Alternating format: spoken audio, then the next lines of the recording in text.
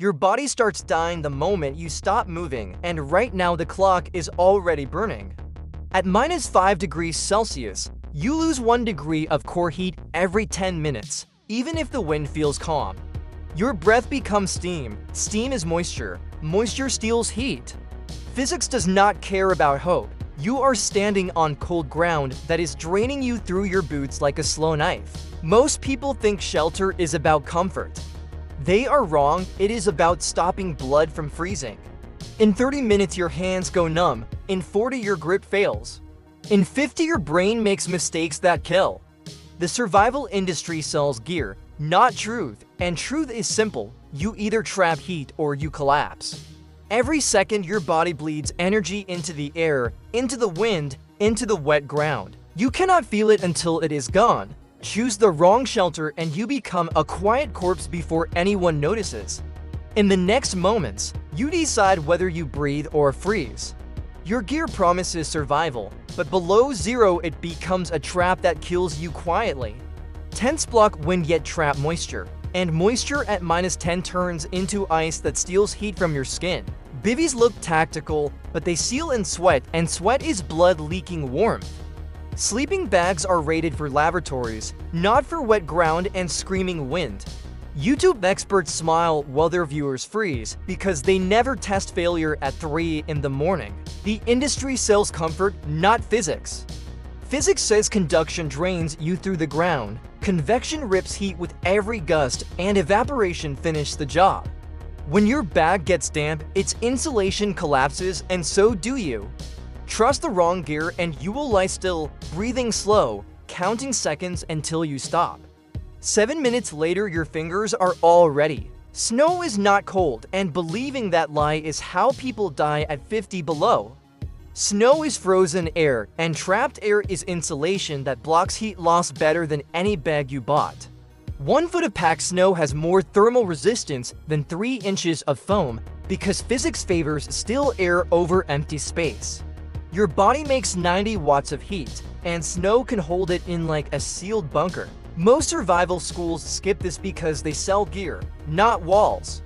You dig into snow and the wind stops. Convection dies, radiation slows.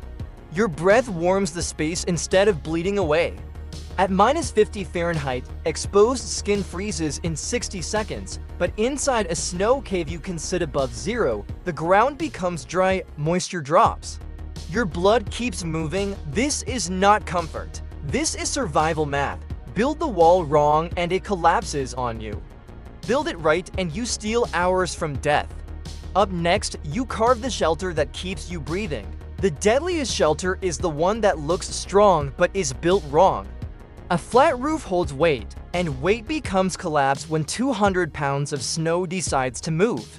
A low ceiling traps carbon dioxide, and carbon dioxide kills you while you sleep. You think you are warm, but your breath is turning into poison. Dripping meltwater soaks your clothes, and moisture pulls heat from your body faster than wind ever could.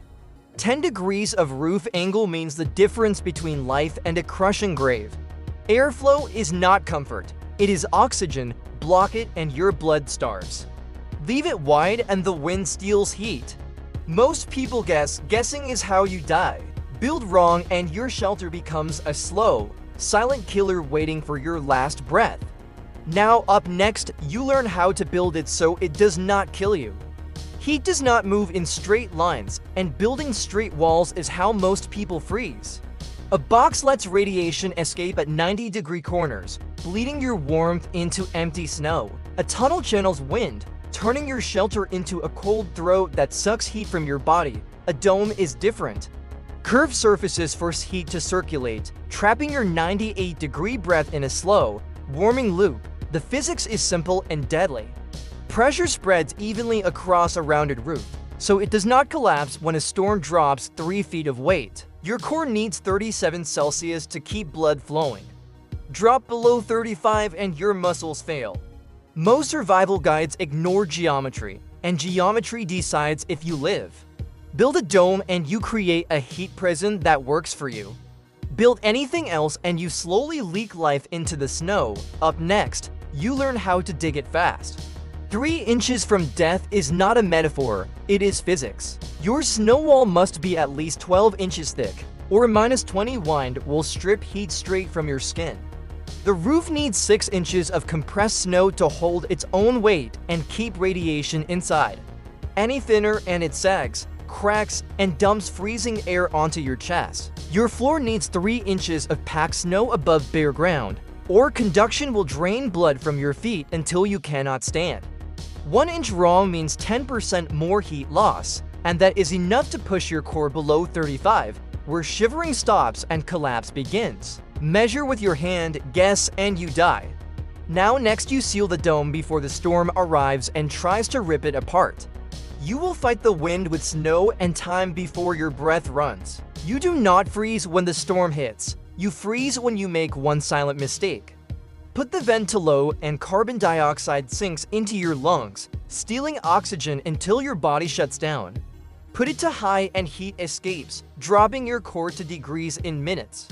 A flat floor lets meltwater pull, soaking your clothes and turning heat into loss. Slope it wrong and blood rushes from your head, making you dizzy and slow. Moisture traps are killers. Wet air strips warm faster than dry wind at -10. YouTube never shows this because death is boring on camera. In real survival, you wake up gasping or you never wake up at all. Every wrong cut in snow becomes a blade against your skin. Now you learn how to stay dry when everything turns wet. There is one modification that turns a weak shelter into a fortress, and almost nobody teaches it. You dig a cold well below your sleeping level, using gravity to pull heavy freezing air away from your body. Cold air sinks, warm air rises. That is physics, not opinion. This drop pit traps the dead air so your dome stays 10 degrees warmer with no extra work. Your breath creates pressure that pushes heat upward, sealing you inside a pocket of life. Without this, your shelter becomes a refrigerator. With it, you double the time your blood stays liquid. Survival is not about fighting nature, it is about bending it. Miss this step and you slowly lose heat until shivering stops and your mind fades. Up next, you learn how long you can last before you must move or die. Even with a perfect shelter, most people still die because their body betrays them. Panic spikes your heart rate, burning calories and dumping heat into the air like leaking blood. Exhaustion slows your hands, turning simple tasks into fatal mistakes.